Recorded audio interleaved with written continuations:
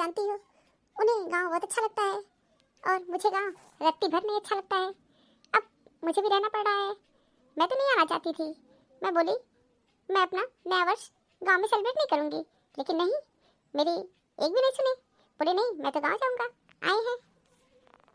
चलो ठीक है, कहाँ तुमको यहाँ रोज रोज रहना है, आई हो घूमने के लिए। जानती मम्मी, राहुल का बच्चा लेना तो गांव में ही रह जाए। वो तो अच्छी बात है कि जब हम लोग का गांव के तनिक भी नजदीक नहीं है, नहीं तो राहुल ना यही रहना चाहता है। उसे गांव का माहौल बहुत अच्छा लगता है। भाभी आप यहाँ हो, पूरे गांव में आपको ढूंढे हैं। अच्छा मम्मी, अब हम रख रहे हैं फोन। अरे मुझे पूरे गांव में क्यों ढूंढ रही थी? भाभी आपको पता है, मैं भी आप लोग के साथ चलूंगी। गौरी तुम भी चलोगी? अचानक चलने का मन हो गया? हाँ भाभी, भैया बोले हैं वहाँ पढ़ाई अच्छी होती है, तो बोले कि तुम हम लोग के साथ चलो। अपनी आगे की पढ़ाई मैं आपके घर में रहकर करूंगी। लेकिन राहुल तुम मुझे बताया ही नहीं। हो सकता है भाभी न बताए हो। भाभी वैसे भी मैं यही पढ़ना चाह रही थी।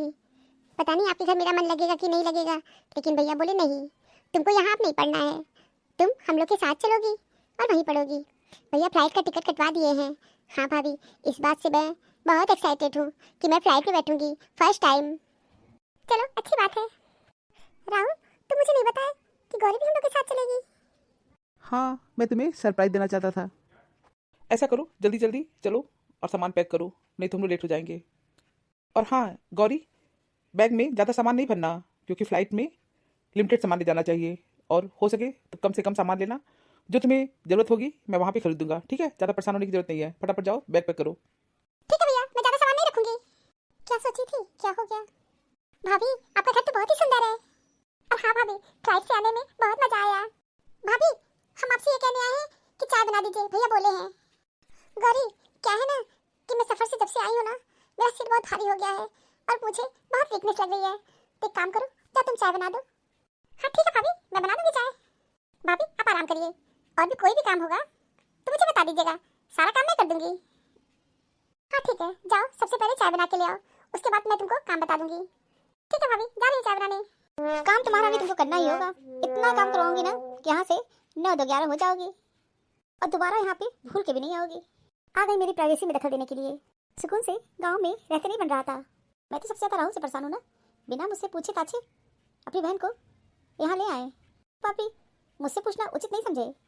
ठीक है, तुमसे इतना काम करवाऊंगी ना कि मेरा नाम राधिका नहीं। जाए कमरे में, नहीं तो राहुल कहेगा बीमार तो नहीं लग रही हो। चलती हूँ कमरे में, लेट जाऊंगी। गौरी तुम किचन में क्या कर रही हो? भैया भाभी की तबीयत नहीं ठीक है, बोल रही थी कि मेरा सिर बहुत भारी है और उनको बहुत वीकनेस है, इसलिए वो लेटी है। मैं खाना बना रही हूँ। लेकिन अभी तो ठीक थी। अच्छा, चलता हूँ, देखता हूँ। राधिका क्या हो गया तुमको? राहुल मेरे सिर में बहुत पेन है और मुझे बहुत वीकनेस लग रही है, बस सोने का मन कर रहा है। अच्छा, तुम लेटी रहो। हाँ, ये बताओ कि गौरी किचन में काम कर रही है, सुबह चाय भी बना के दी, और मैं देखा पूरे घर में झाड़ू पोछा कर रही थी, बर्तन साफ कर रही थी। फिर मैं किचन में देखा उसे खाना बनाती। खाना बनाना चलो ठीक है, लेकिन ये बताओ काम वाली नहीं आई क्या? तुम उसे बुलाई नहीं क्या? अरे हाँ, मैं उसे फ़ोन की थी, बोली कि हम यहाँ पे नहीं है, इसलिए हम 2 महीने तक काम नहीं कर पाएंगे, और अपनी बहन के घर गई है। अच्छा, अपनी बहन के घर गई है तो किसी और को बुला लो। अरे नहीं राहुल, मैं और किसी को नहीं बुलाऊंगी, क्योंकि तुम अच्छी तरह जानते हो हमें किसी पे विश्वास नहीं है। मैं 1 2 दिन में ठीक हो जाऊंगी ना, फिर मैं तो सारा काम करने लगूंगी। गौरी को काम थोड़ी ना करना है। चलो ठीक है, अगर तुमको ज़्यादा प्रॉब्लम हो तो मैं डॉक्टर के पास तुमको ले चलता हूँ। नहीं राहुल, मैं मेडिसिन खाई हूँ, मुझे आराम है, बस मैं लेटना चाहती हूँ। ठीक है, अच्छा लेटो, मैं कुछ जरूरी काम से बाहर जा रहा हूँ। हाँ, कुछ लाना है तो बता दो, मैं तुमको ला दूंगा। नहीं, कुछ लाने की जरूरत नहीं है। अच्छा ठीक है, मैं जा रहा हूँ। हाँ हाँ जाओ। चलती हूँ, थोड़ा सा एक्सरसाइज कर लेती हूँ। लेटे लेटे मुझे बहुत उलझन हो रही है, लेकिन अब लेटना तो पड़ेगा ही। इतना किचन में काम करवाएंगे ना, ये 9 2 11 यहाँ से हो जाएंगी। मुझे तो राहुल के ऊपर बहुत गुस्सा लगा। एक बार भी मुझसे पूछा नहीं कि गौरी को ले चलूंगा, सीधे फ्लाइट की टिकट कटवा दिए। और राहुल को कितना बुरा लग रहा है। थोड़ा सा बर्तन मारती, किचन में काम करती, घर में झाड़ू पोछा लगा दी, ये बहुत बड़ा काम है। और स्टार्टिंग में ये सब सारे काम तो मैं खुद करती थी अकेले, तब नहीं, बहन कर रही तो बड़ी तकलीफ हो रही है। अरे सुमन रुको, कहाँ जा रही हो? रुको। भैया ये बात तो मुझे पूछना चाहिए था कि तुम हो या कोई और। मुझे तो पता चला था कि तुम 2 महीने के लिए कहीं बाहर गई हो। क्या भैया आप भी मजाक करते हो? मैं बाहर जाऊंगी, मैं कहीं नहीं गई हूँ, मैं तो यही हूँ।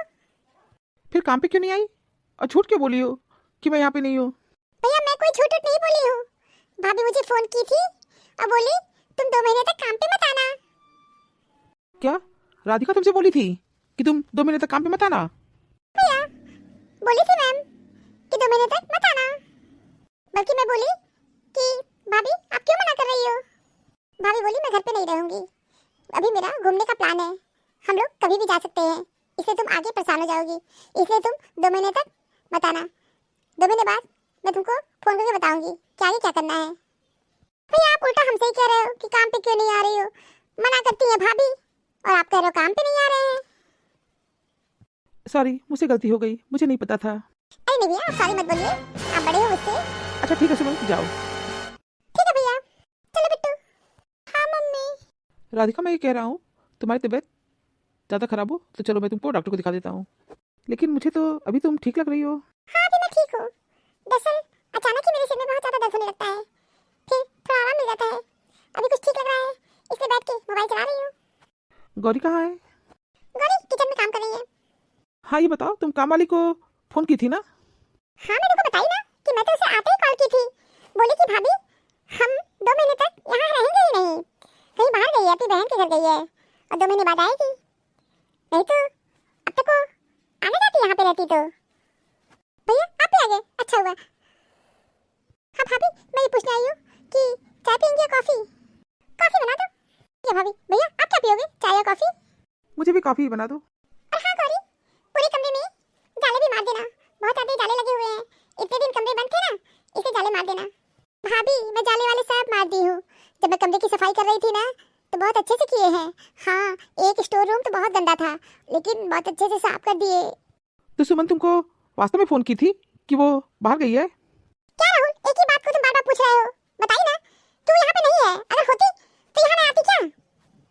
मुझे शौक नहीं लगा है कि गौरी से हम काम करवाएं, तुम तो मेरी बात का यकीन ही नहीं कर रहे हो, 2-3 मरतबा ये बात पूछ चुके। गौरी तुम यहाँ क्यों खड़ी हो, कॉफी बनाने के लिए कहे हैं ना, जाओ कॉफी बनाओ। हाँ भाभी जा रहे कॉफी बनाने। गौरी तुम कहीं नहीं जाओगी? कॉफ़ी भी नहीं बनेगा। ये क्या कह रहे हो राहुल? मैं बिल्कुल ठीक कह रहा हूँ, और मैं तुमको एक वास्तविकता बताना चाहता हूँ कि मुझे रास्ते में सुमन मिली थी। क्या तुमको सुमन मिली थी क्या? हो सकता है वो आ गई हो। आ गई नहीं, वो कहीं गई ही नहीं थी, बल्कि तुम उसे फ़ोन करके यहाँ आने के लिए मना कर दी। ऐसा तुम इसलिए की क्योंकि तुमको यहाँ पर आकर के बीमारी का बहाना बना के एक्टिंग करना था। जान गई कि गौरी आई हुई है, गौरी घर का सारा काम करेगी। देखा, मैं तुम्हारे साथ कई सालों से रह रहा हूँ और तुम्हारी फितरत से वाकिफ हूँ, लेकिन मुझे नहीं पता था तुम इस हद तक गिर जाओगी। तुमको मेरी मासूम बहन पे कभी दया नहीं आया? देखो इसकी तरफ, कितनी भोली है, कितनी इनोसेंट है, तुम्हारे किसी काम को मना नहीं करती है। जैसे इस घर में कदम रखी एक पाँव पे खड़ी होकर के इस घर का पूरा काम कर रही है। आखिर तुम मुझे ये बताओ, तुम्हें गौरी से प्रॉब्लम क्या है? तुम्हें गौरी का यहाँ आना अच्छा नहीं लगा है ना? नहीं मुझे किसी से कोई प्रॉब्लम नहीं है, लेकिन मैं तुमको बताई ना कि सुमन हो सकता है आज ही यहाँ पे आ गई हो और उसे मैं कोई फोन नहीं की थी। राधिका झूठ उतना बोलो जितना चल जाए, और सफ़ेद झूठ मत बोलो। गौरी एक काम करो, तुम अपना बैग एक पैक कर लो। भैया मुझे कोई प्रॉब्लम नहीं है, जैसे घर पे काम करती थी वैसे यहाँ भी काम कर लूंगी। मैं तुम्हें यहाँ काम करवाने के लिए नहीं लाया हूँ, बल्कि तुम्हारी एजुकेशन को आगे बढ़ाने के लिए लाया हूँ। तुमको यहाँ से वापस गाँव नहीं ले जाऊँगा। गाँव में मैं क्या किसको मुँह दिखाऊंगा कि बहन को पढ़ाने ले गया था और उसे अपने घर में नौकरानी बना के रखा हूँ। अपना बैग पैक कर लो, कल मैं तुमको हॉस्टल में छोड़ दूंगा और वहीं पे रह के अपनी पढ़ाई लिखाई करो, क्योंकि यहाँ तुम्हारी पढ़ाई नहीं हो पाएगी और मैं तुम्हारा फ्यूचर बर्बाद नहीं करूँगा। और जाओ फटाफट बैग पैक करो, डिनर भी नहीं बनाना है, खाना मैं बाहर से लेके आ रहा हूँ। और राधिका तुम्हारी भी तबीयत बहुत ज़्यादा ख़राब है, तुमको भी मैं हॉस्पिटल में एडमिट कर दूंगा। हॉस्पिटल में रहोगी, तुम्हारा बेहतर इलाज हो जाएगा। नहीं नहीं मैं हॉस्पिटल में एडमिट नहीं होना चाहती हूँ, मेरी तबीयत ठीक है। नहीं तुम्हारी तबीयत खराब है, तुम्हें बहुत ज़्यादा वीकनेस है, इसलिए मैं तुमको हॉस्पिटल में एडमिट कर दूंगा। मैं बोली ना कि अब मैं ठीक हूँ। सॉरी, मैं तुमसे बोल रहा हूँ ना, जाके बैग पैक करो। ठीक है भैया जा रही हूँ बैग पैक करने, अभी जा रही हूँ कॉफी बनाने। हाँ बाहर मत जाओ, खाना मैं बना दूंगी। भगवान मेरा झूठ पकड़ा गया, ये सुमन भी ना पता नहीं कहाँ से रास्ते में टपक गई। मनहूस कहीं की, न मिली होती तो आज कहानी कुछ और होती। मुझे नहीं पता था इतनी जल्दी मेरी पोल खुल जाएगी। चले कॉफी बनाए, फिर खाना भी बनाना पड़ेगा। राहुल वैसे भी बहुत गुस्से में है। पर ध्यान देना छोड़ देंगे, उसका नष्ट होना स्वाभाविक है, फिर चाहे वह स्वास्थ्य हो, धन हो, संगत हो, व्यापार हो या कोई रिश्ता, उस चीज़ को कभी न छोड़ें जिसे आप वास्तव में चाहते हैं। इंतजार करना कठिन है, लेकिन पछताना अधिक कठिन है। Thank you for watching this video. Video अच्छी लगी हो तो लाइक और शेयर करना ना भूले। चैनल को सब्सक्राइब नहीं किया है तो फटाफट सब्सक्राइब कीजिए। मिलते हैं अगले वीडियो में एक नई स्टोरी के साथ। तब तक आप लोग अपना बहुत ख्याल रखिएगा, हमेशा हंसते मुस्कुराते रहिए। आप सभी का बहुत बहुत धन्यवाद, बहुत बहुत धन्यवाद। तो प्लीज़ मेरे चैनल को सब्सक्राइब कीजिए। Thank you.